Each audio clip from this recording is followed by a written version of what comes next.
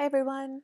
Today we're going to be talking about making changes to the layout and placement of lunch or lunch rooms in an effort to really help increase students' consumption of nutritious foods and reduce plate waste.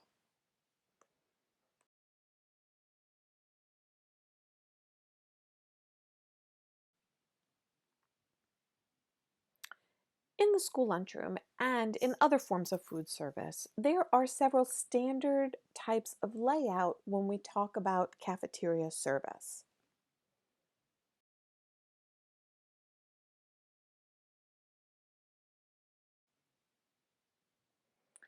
The first layout we're going to review is a very standard straight line. In fact, it's called a straight line.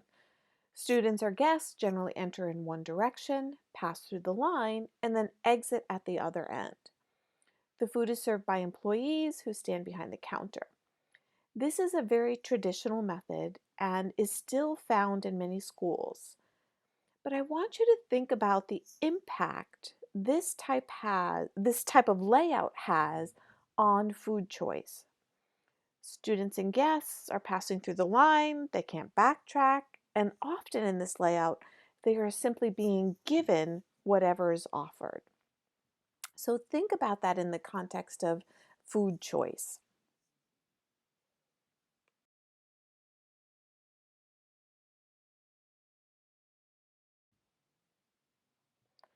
Another type of cafeteria layout is called the hollow square or the scramble system. In commercial food service, we might refer to this as stations. In here, separate sections of the cafe are designated as different food areas. For example, there might be a hot food area, or a deli bar, or a salad bar, etc. This type of layout provides a great deal of flexibility. Guests have more choice, and they can migrate to different areas that interest them. This type of system may actually help to reduce wait time and also eliminate backups as people wait for those in front of them to make their decision. So this can have a lot of positive impact, this type of cafeteria setup.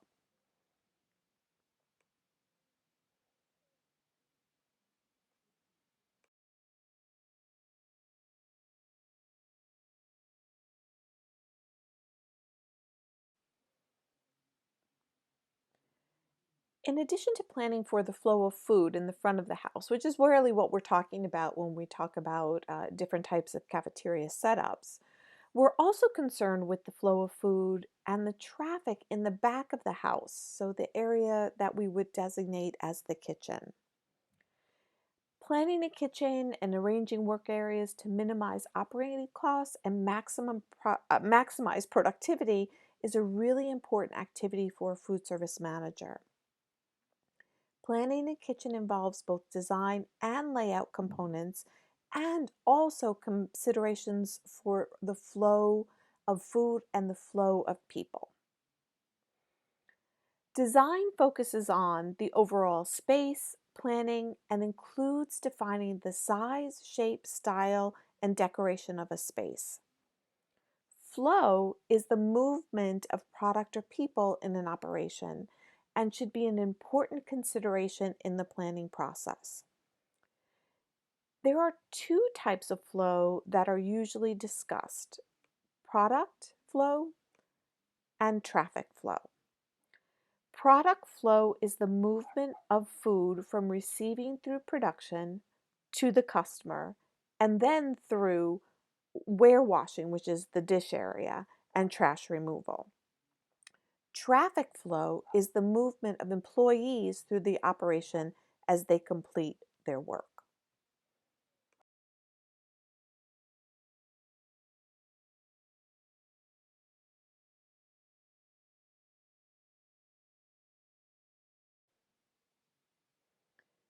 In kitchen design, we are definitely concerned with both product flow and traffic or people flow. So these are some of the things when we're designing a kitchen that we want to think about. We want to have dry, refrigerated, and even our frozen storage close to our work areas. We want to allow for economy of motion. And what this means is that we want to set up our storage based on how the areas are used or how often the areas are used. So, areas that are used more often might be placed within normal reach. We want to think about using our space economically. We want to plan the depth and distance between shelves based on the products that will be stored in that area. We want to minimize handling and storage, so we want to locate storage close to receiving areas. So it makes it very easy to tuck those things away. We want to systematize, we want to organize our storage areas. We want to use good handling practices. So we want to use equipment um, to lift or move product, or we want to put product in spaces or organize it within the storage area so that people aren't overreaching to reach up for really heavy things or um, uh, you know uh, storing it in such a way that people can get hurt. So we want to really make sure that we're thinking about organizing the space and setting it up for good handling practices. And then finally, we want to communicate. And communicate means including lights or mirrors or perhaps even some kind of technology and also messages to facilitate communication of product movement.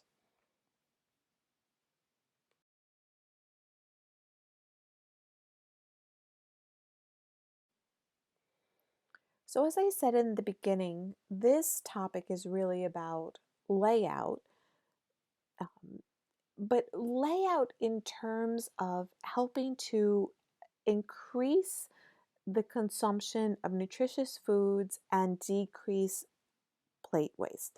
So, is there a way that we can adjust a layout in a cafeteria to decrease plate waste and increase nutritious foods? So, let's first talk about what plate waste is.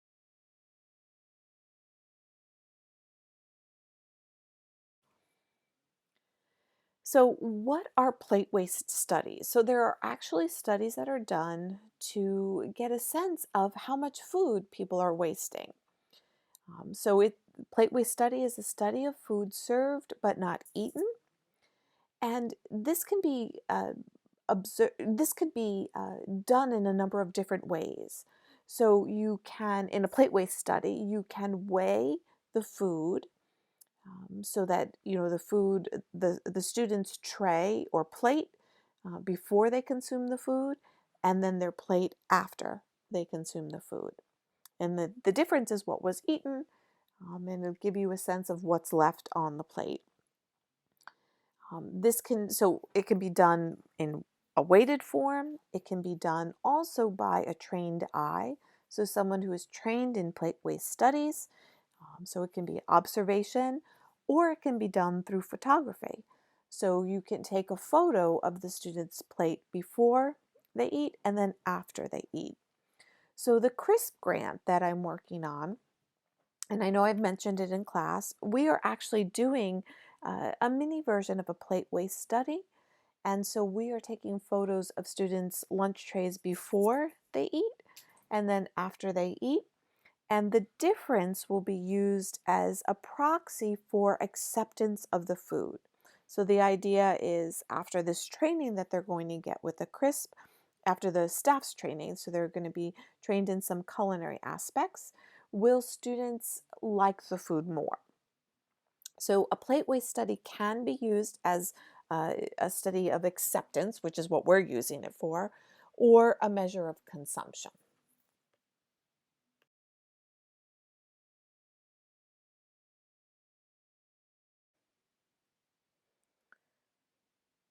Early on in the Healthy Hunger Free Kids Act, so when that came on the scene, there was a lot of information that was coming out that kids weren't eating the foods, that we were seeing a decrease in consumption of foods, and a lot of food was being wasted.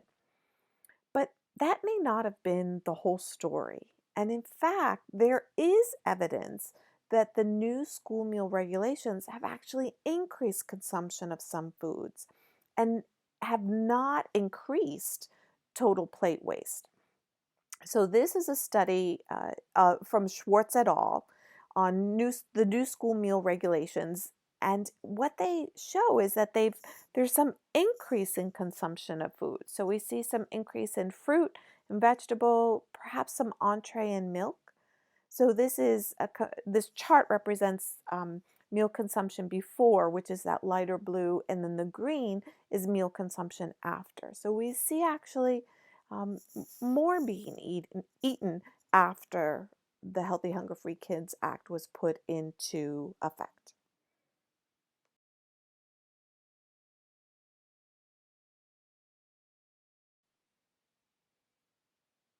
The School Nutrition and Meal Cost Study was conducted by the USDA to analyze what foods were consumed or wasted in school lunches. There were other things that they were looking at as well, but this was one of the major things they were looking at in this study.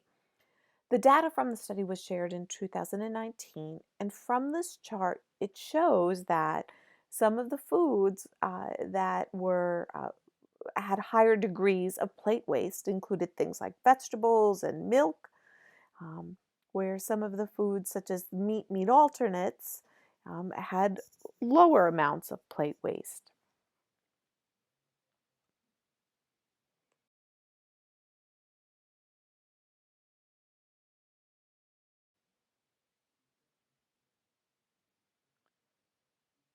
This study examined plate waste across different age groups, so elementary school, middle school, and high school. You can see, and I've highlighted it here, some information. So you can see from the highlighted information that whole fruits were not as popular with the younger grades, so elementary and middle school, but were more popular with the older kids. On the slide, you can also look at the difference between cooked and raw veggies. And, it looks like cooked vegetables were, with some of the age groups, were not as popular as the raw vegetables. So here's your Easter egg or your little hidden treasure from this slide set. Email me why you think that whole fruit might be more popular with older kids than younger kids.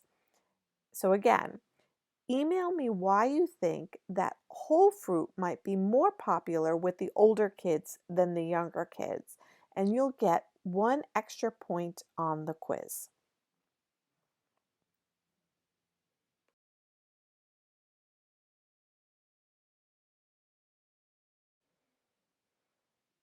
When we look at some plate weight studies, we also see some other trends. So 1/5 or about 21% of calories available in the National School Lunch Program are wasted. About 1/4 of available vitamin A, C, D, calcium, and potassium are wasted. And nutrient waste seems to be significantly higher in elementary schools than in the older grades.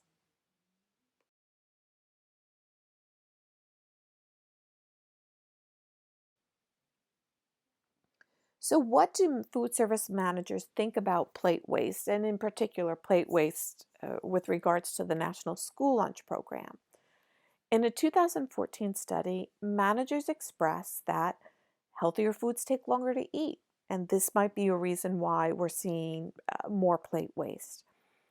They also expressed concern about shortened lunch periods. In many schools, lunch periods are, 20 minutes or less. And then because of this shortened lunch period, students may have more plate waste. Other concerns were that students were required to take a specific serving size of fruit and vegetable, and we know that's a half a cup of fruit or vegetable. And that also whole fruits might be a concern, so that they were seeing more whole fruits being wasted.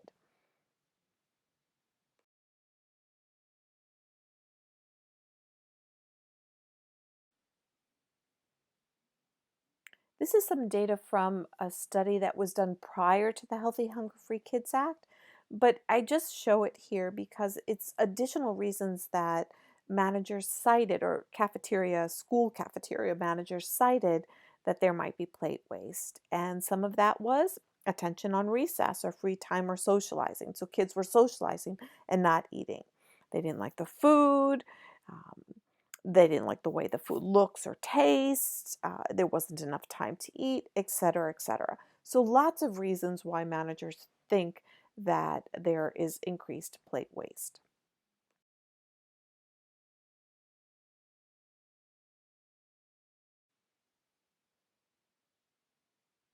So this study focused on qualitative data. And just as a reminder, qualitative data helps give meaning to numbers by providing feelings, motivations, and feedback. Qualitative data isn't about the statistics, it's about the words and the feelings behind those statistics. So in this qualitative work, we can see some of the quotes here. These are quotes from food service personnel, and they say, "They don't eat a lot of stuff. I see more going into the trash can. All the kids could eat if we ordered them the things that they would like to enjoy." And then the cook mentions that we also throw away as much food as we cook. So this particular study was done in 2015. So this is after the Healthy Hunger Free Kids Act. But so there was a sense there, and there is a sense that we are throwing away more food, but not all of the data actually supports this.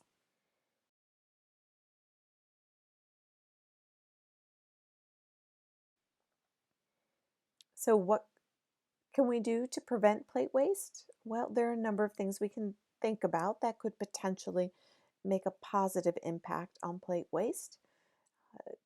Offer versus serve. So in offer versus serve, the students have the choice of what they're going to pick. So they have to pick three food components, and one of those food components has to be a half a cup of fruit and vegetable, but they don't have to pick all five food components.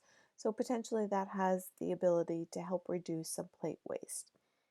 We could look perhaps to schedule lunch after recess. So we're going to talk about this a little bit more in a few minutes, but there is a relationship between when lunch is served and when recess happens. So in a 2004 study that looked at this, um, it was a study done in elementary schools. Uh, Less food was wasted when recess was before lunch than when recess was after lunch. So, a couple other things that we can look at to prevent plate waste. Um, uh, Maybe we're serving lunches too early in the day. I know when my niece was in middle school, I think, her lunch period was, I think, at 10:30 in the morning. So it was fairly early.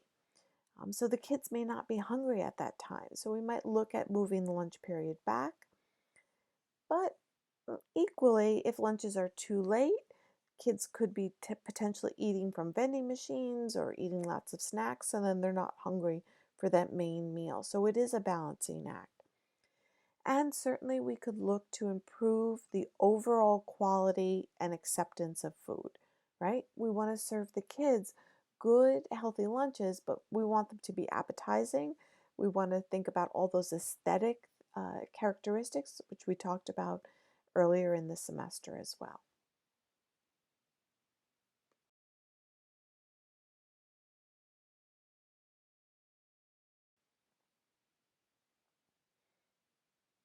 Other possible strategies for helping to reduce plate waste might be nutrition education. So, incorporating nutrition information in the classroom, and thinking about the cafeteria potentially as a classroom as well. So, giving some good nutrition education, and then looking to align serving sizes with needs. So, that This could mean based on age grade group or even in the amounts of foods that are served within the cafeteria.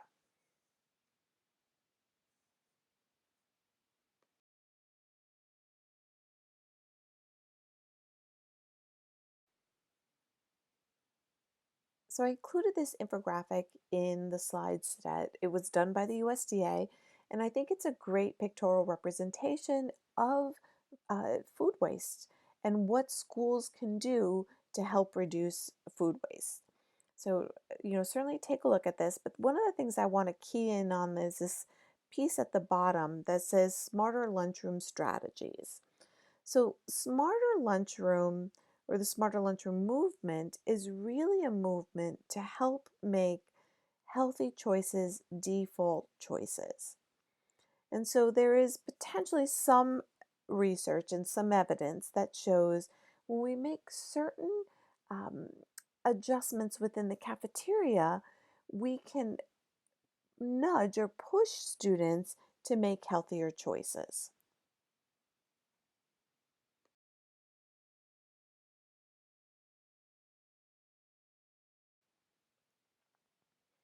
So, the smarter lunchroom movement really is about making healthy choices the default choices. And honestly, other businesses do this. So, McDonald's does it with apple slices. McDonald's offers apple slices or French fries with kids' Happy Meals. But the apple slices are the default choice, and people have to ask for French fries. So that's an example of defaulting to the healthier choice. With the Smarter Lunchroom movement, there are a couple standard things that they recommend schools to do. So changes that they recommend schools to make within the lunchroom. So for example, they don't recommend taking away flavored milk, but they recommend moving flavored milk to the back and moving the plain milk up front. So the plain milk is what the kids see first. Another very simple recommendation is to make fruits and vegetables available in multiple locations. So if you are a scramble or a hollow square setup, having fruit in multiple locations throughout that setup makes it easier for kids to take that fruit or vegetable. Also doing things like offering cut fruits, like cut oranges, cut apples, versus whole fruit. So we saw from some of the data earlier that particularly the younger kids didn't like or didn't take as often the whole fruit, but instead um, perhaps might react better to the cut fruit. So, making some simple changes, none of these really cost anything, and it's just sort of changing the architecture and the look and the flow of the lunchroom. We can By doing this, we can help nudge kids to make healthy choices. And the whole theory behind this is really based in behavioral economics.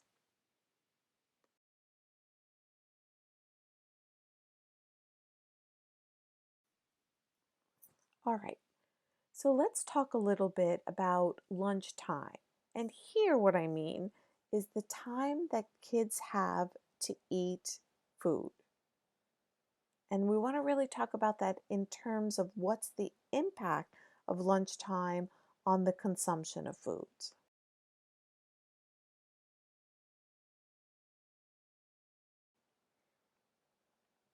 So this slide represents the time students wait in line to get or pay for their food. It also includes travel time to their tables. And here you can see that the total time is roughly 5 minutes. So 4 minutes and 58 seconds. Let's just round it to 5 minutes. Students often have as little as 20 minutes for their entire lunch period. So this means that a student, if they wait in line to get their food for 5 minutes, only has 15 minutes to eat.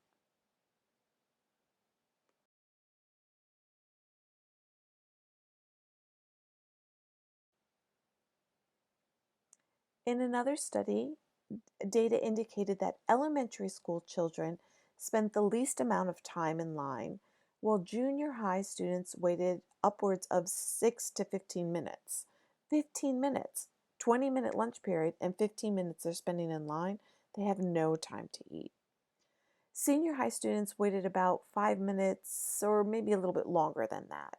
So those junior high students may have very little time to actually eat their food. And so think about what's the impact of that.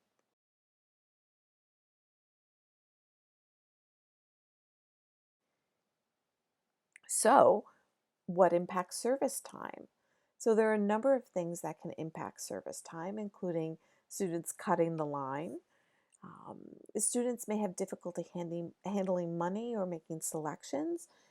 In reaction to this, many schools have gone to a PIN number or a card that students scan so that they don't have to worry about carrying money or handling the money.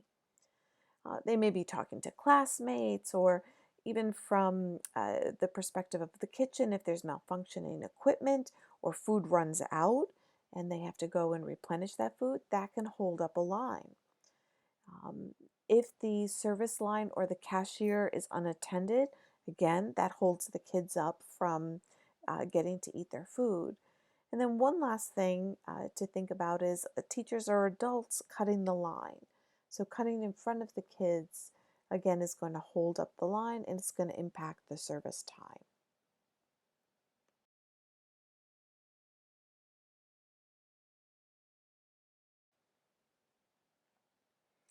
Other things that impact service time include staff, and in particular, the number of staff that are on the service line. So, does one staff person have to fill in multiple spots? And so they're handing out multiple food items, and that could potentially slow up the line, particularly if it's a straight line service.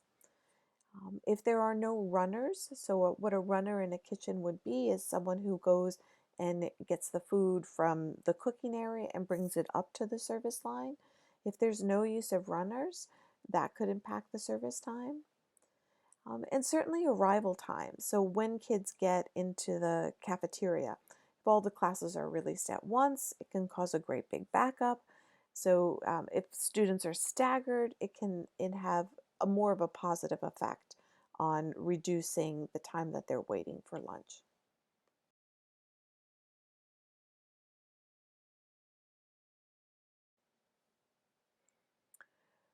So what can you do to improve service times? And by you, I would mean the food service director.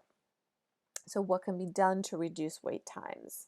So, some possibilities include implementing self service lines or grab and go areas where students can pick up prepackaged foods. So, whether they're a wrap with some fruit, and then they just are grabbing their beverage to go along with that, or salads, or things that are grab and go that kids can just pick up real quickly. As a food service manager or director, you really want to review employee responsibilities. Make sure that someone doesn't have too many responsibilities when it comes to serving the food, that they're not doing too many jobs at the same time.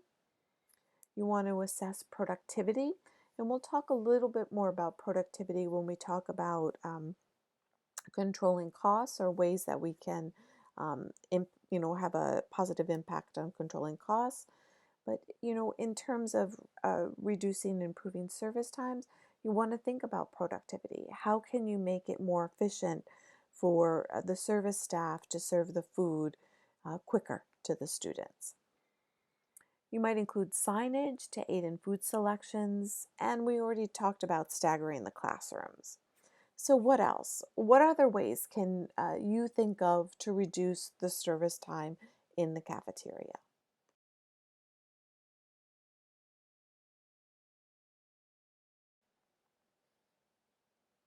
So up to this point, we were talking about the service time, but we couldn't really have a conversation about time without talking about eating time.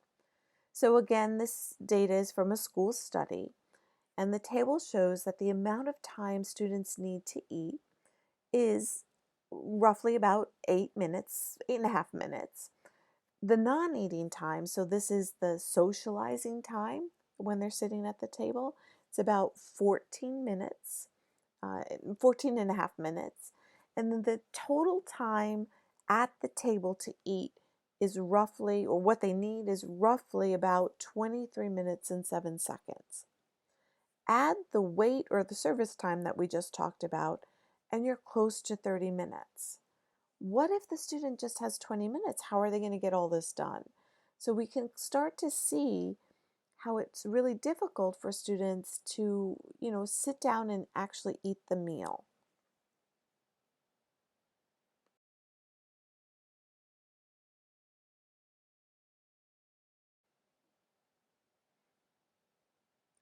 And a fairly old study, so this study was from 2000, 2001, findings indicate that 1/5 of schools gave less than 20 minutes to eat.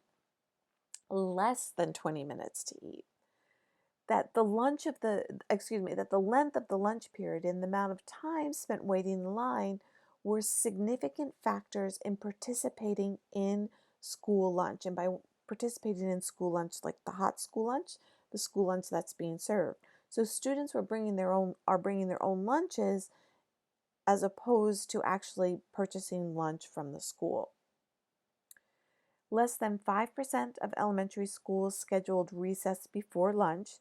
And so we're going to talk about that again in just a few minutes, but sort of teasing here that this potentially, having recess before lunch may be a better way to go when we're talking about lunch in the cafeteria.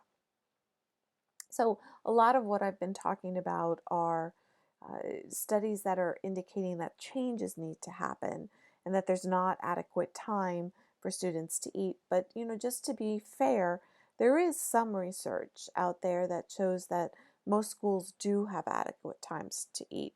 These tends to be a little bit older studies, though.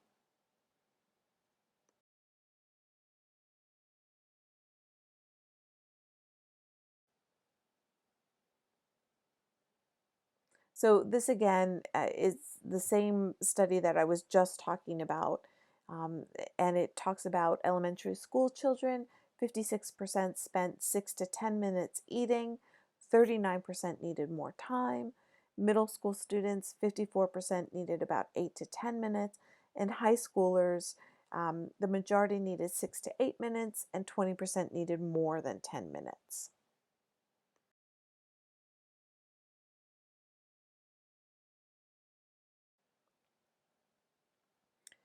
So, what can you do? And by you, I mean as a food service director or food service manager, what can you do to improve eating times?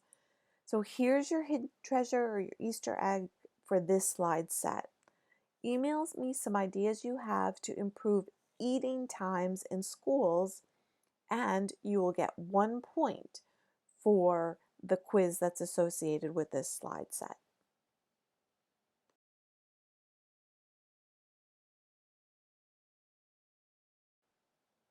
All right, so we're finally here. The part that I was sort of teasing about as we went along, time for recess. So should recess be before or recess be after lunch? Research has been showing that the placement of recess can help increase the consumption of food and decrease plate waste.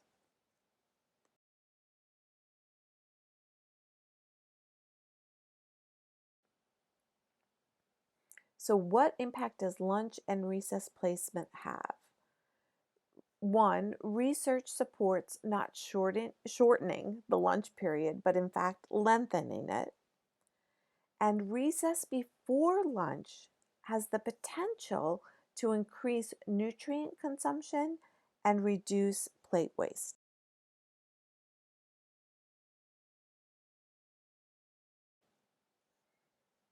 So the length of the lunch period impacts nutrient consumption and food waste. And so these are just some takeaways from a study. When the lunch period time is 30 minutes versus 20 minutes, so with lunch periods extended, elementary students eat 20% more food by weight. They waste 40% less food by weight.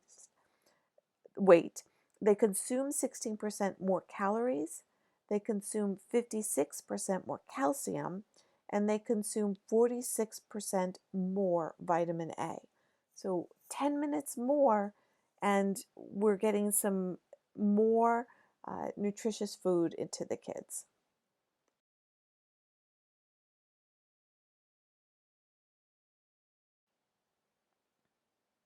When lunch period was 30 minutes versus 20 minutes, food waste decreased from 43.5% to 27.2%. So students were eating more food.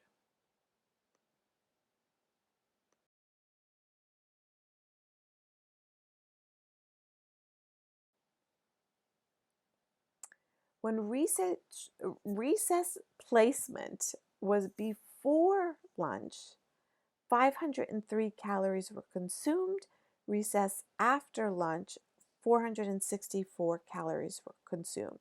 So more calories were consumed when recess was before lunch. So kids went and burned off, you know, mm, energy and worked up an appetite, and they actually then ate more food. That's really what that's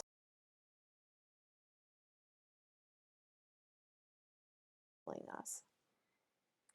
When students were fed lunch after recess compared to lunch before recess, elementary students ate 24% more food by weight. They wasted 30% less food by weight. They ate 8% more calories, consumed 35% more calcium, and they consumed 13% more vitamin A.